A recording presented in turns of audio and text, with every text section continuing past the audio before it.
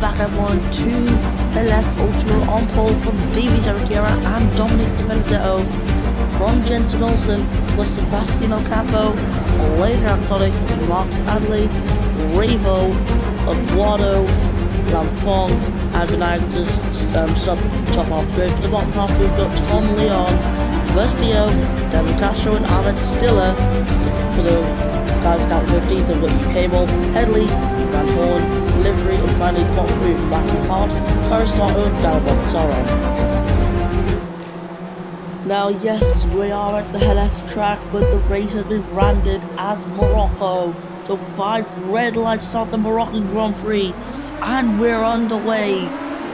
And it is a good launch off of the front for Davey Cerqueira, as expected. He is on soft, that's going to provide him extra grip. Ultra there, already taking the defensive inside line. Perfect there, Di Benedetto gets a penalty for hitting his teammate, as you can very clearly see. The two Mercedes scrapping about at the start of this race. Now Red Bull bringing some huge upgrades into this Grand Prix. They'll be looking to get some good pace here today. Of course, Ocampo starting over on the medium tyre does mean he's going to have less grip until the softs start to fade out. Now there we go, Ocampo is back ahead of Eduardo as he also gets ahead of Marcus Adelaide. He's now got to try and get past his old championship rival, Blade the Dragon Sonic, who is right in front of him. The Red Bull in the Dragon Racing's mirrors. But there we go, Cerqueira, with that extra grip, moves up ahead into first place. Ultra sending it back down the inside. And as we head on to lap 2, these two are still side by side. They're looking to fight for a title once again. Which instead of in 2019, it's 2021. And they're in the same teams. Nice. But there we go, Cerqueira now leading this Grand Prix. That is excellent for him. And then Di Benedetto goes through up into second and up into first. If it wasn't for that penalty, oh, what it could have been. But yeah, that was unexpected to say the least. And here was BDS trying to defend from Adelaide. Adelaide down the inside. Of course, Ocampo has dropped down to 7th due to the lack of grip on that tyre compared to the softs, which are working really well in Jerez. And there we go, they're just like going round the outside of Jensen Olsen. Olsen defending it on the inside. He keeps his 4th position and is now right on the back of Ultra Bro. Now Ultra is the championship leader by only 3 points as it stands. Cerqueira would take the championship lead, I think. Actually no. Ultra might keep it on the countback of wins. So Cerqueira's got to get ahead of Benedetto. Actually, because of his penalty, he would lead it anyways, so never mind. Ignore my random ranting there. So yeah, Blue Johnson is now down into 6th position. Ocampo falling back. He is 8 tenths behind him. Now them 8 tenths could easily turn into a second, and that is not what you need, especially when there are a few DRS on the track. I think maybe 2 of them. That's like the only place where you can really have them. The main straight and the back straight on the right hand side of the track map. But yeah, Mercedes 1-2 right now. Definitely unexpected, to say the least. Adelaide has got good pace. He is on the back of his teammate. Got a little bit of a train forming here. As Ocampo getting into the clean air. Very clearly uncomfortable by being in the dirty air of the Dragon and other cars in front. Now Tom Leon, as expected, he's doing well, he's got upgrades. His car is still worse than Ocampo's, but nonetheless, Tom Leon up into 7th ahead of his teammate and is going to Blade Sonic. That's the one thing Ocampo has not been able to do, which is to attack the person ahead. And yeah, you can tell Ocampo not happy with that. He wants that place back. The 2 Red Bulls, they've got nothing to lose really. They're down in 6th in the Constructors. So yeah, realistically, they should be working together to bring that gap to the teams ahead down. But of course, right now, the drivers will be caring about themselves in the championship. So yeah, they're going to be fighting quite a bit throughout the section. I just noticed this as well. Ultra is back up into the lead of the Moroccan Grand Prix, right ahead of teams Cerqueira and Di Benedetto. So he's managed to get past them 2, which is pretty impressive for the medium tyres. Just imagine his pace if he goes on the softs. He will be flying around the circuit. without a doubt. And yeah, we've got a top 3 train. You could even say top 4 if you want to count Olsen in it, because he's like for the second of Ultra as well. This race is looking tightly contested. You've got to remember the lead driver is on mediums. Now we've also got hardwares, which are Taco Van Horn, Matthew Hart, and Daniel Bogdasarov. As you can see, they have no pace in comparison to the guys on the softs. The softs are the better tyre around this track. Yes, their life is pretty low, but they are the better tyre. Now, I imagine a soft hard would be a strategy most commonly used. However, you could also say a soft medium, or even a soft.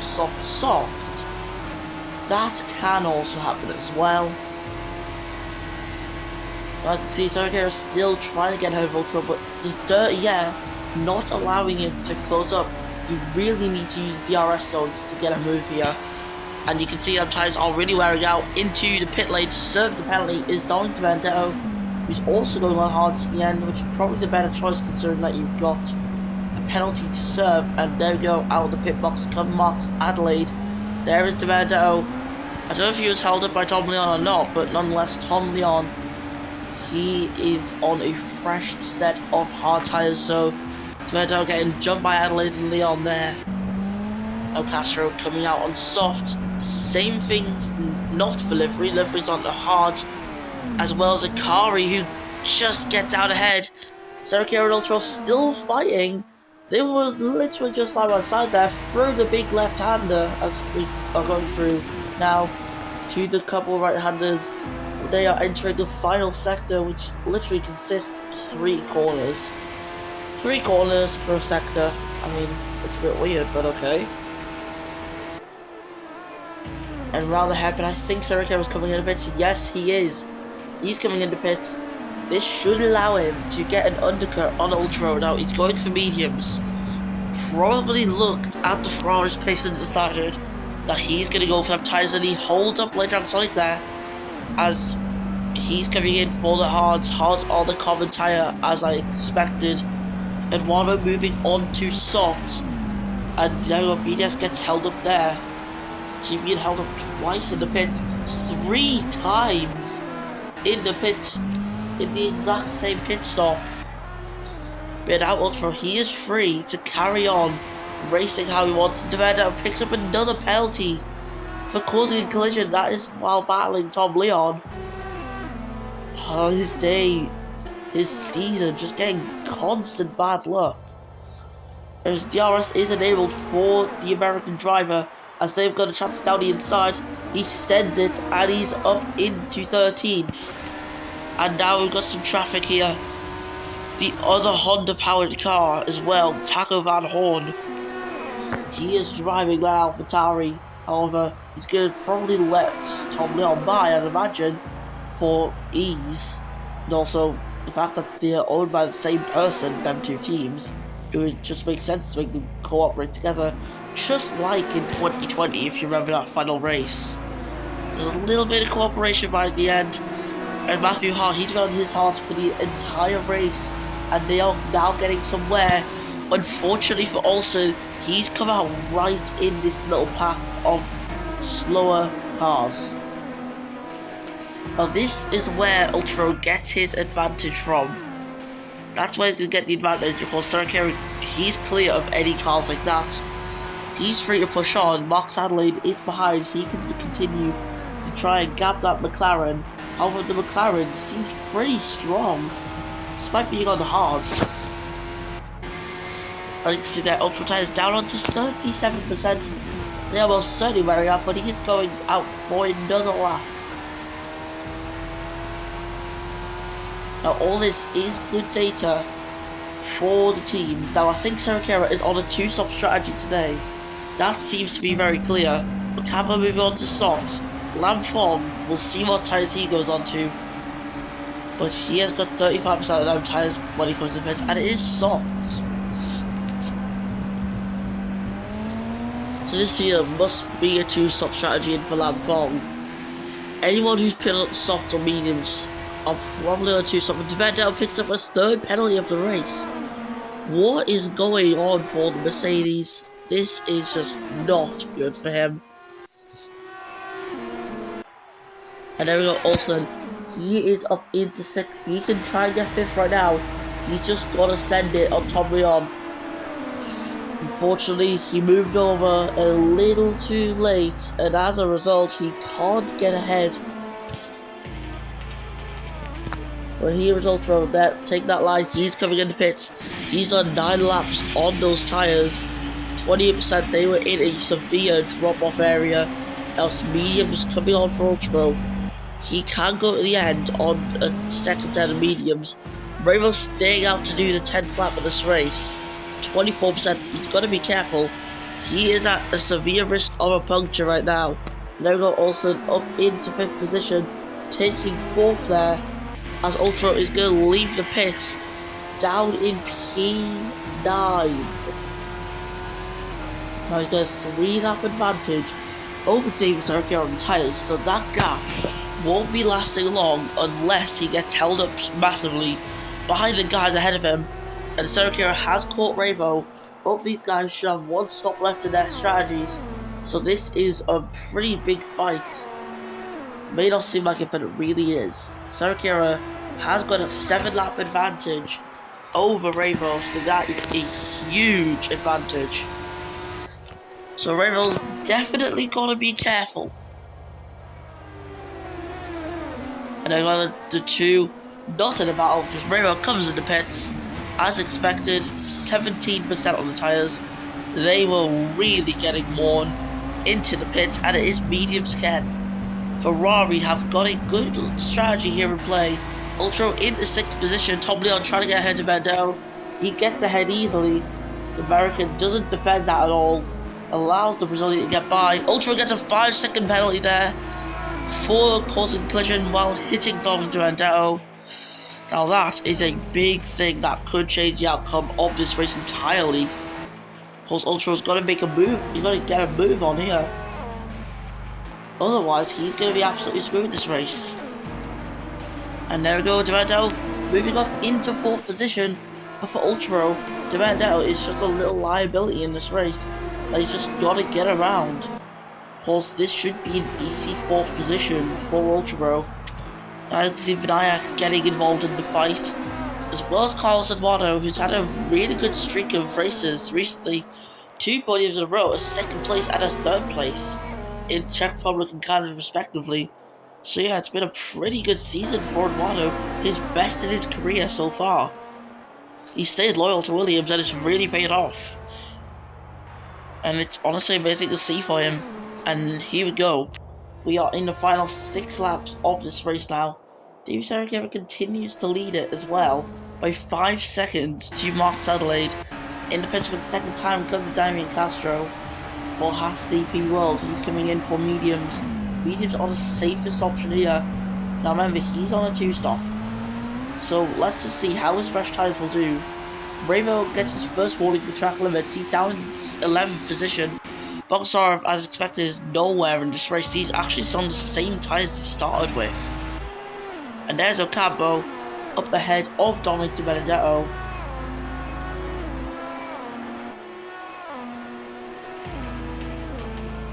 So yeah, Sergio, he's going to be starting the next lap very soon. Honestly, I keep getting like these like midfield / like bottom field fights. They are actually pretty good. Like, look at this big pack that we have just got here that's formed.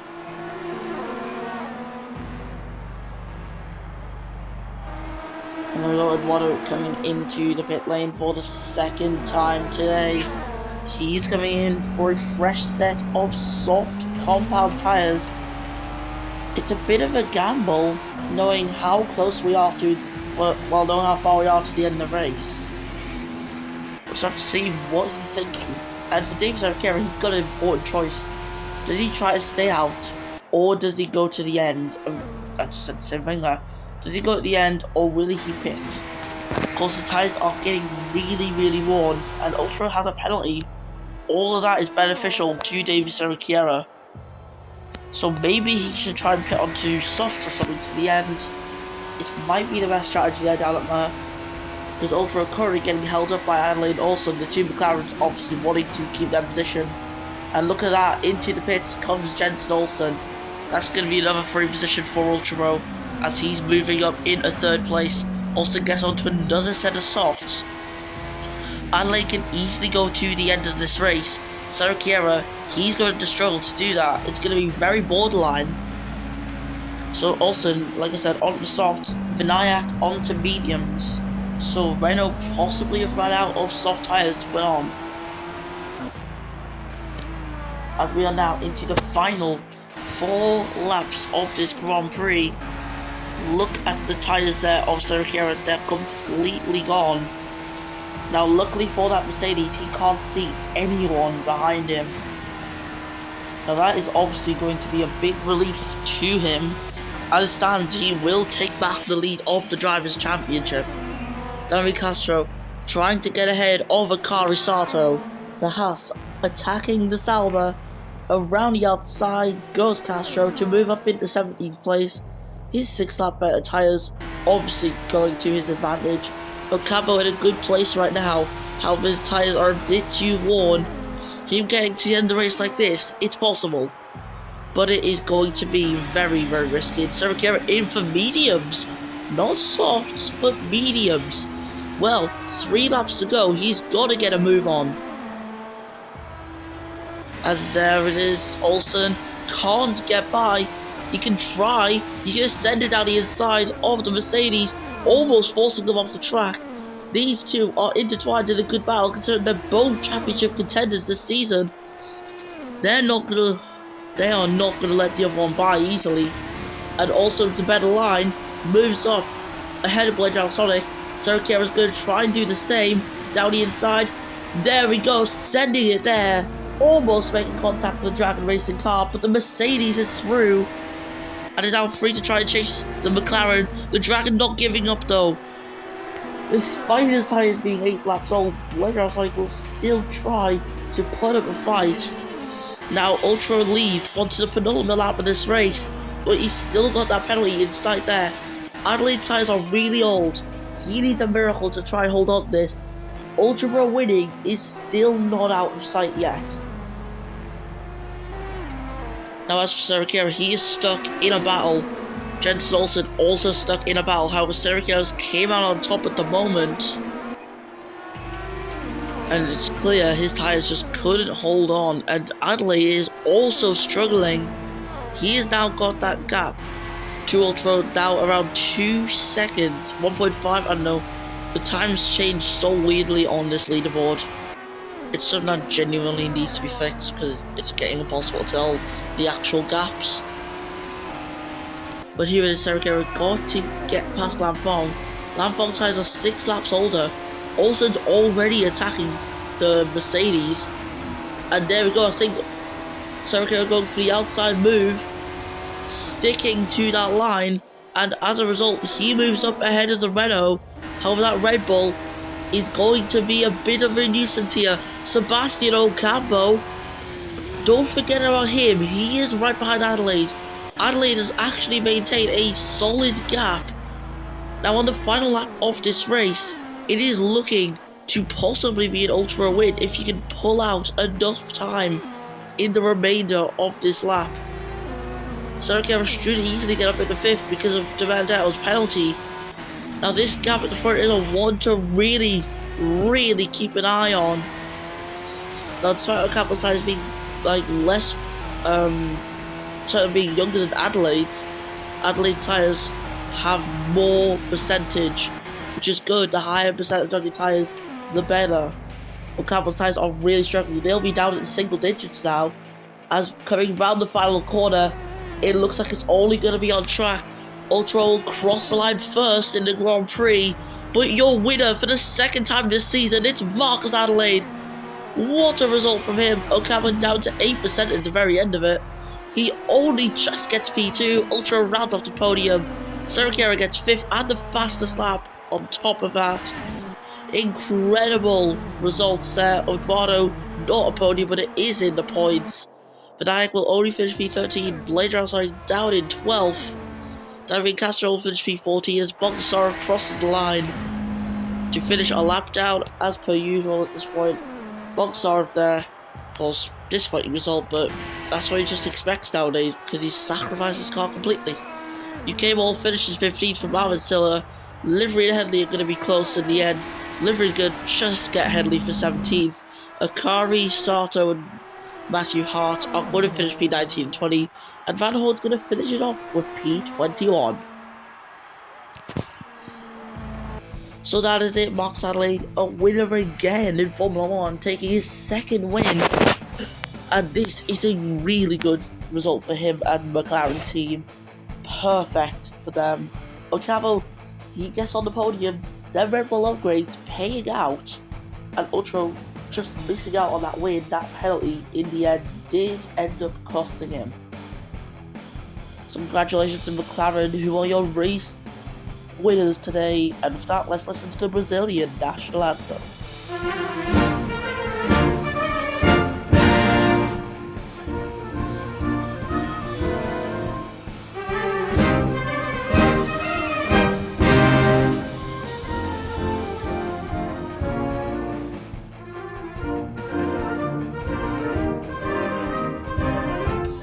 So Max Adelaide wins the race from Sebastian Cabo and Ultra. Then we've got Ravo, Davey Cerqueira, Jensen Olsen, Tom Leon, Lamfong, Carlson Wado versus Theo, Blader Sonic, Benayak, Dominic Benedetto, Damien Castro, UK Ball, Avanzilla, Livery, Headley, Hikaru Sato, Matthew Hart, Taka Van Horn, and Daniel Mokhtarov. And so with that, we're done with the Moroccan Grand Prix. We'll see you next time in round 7 when the F1 Classic Series returns.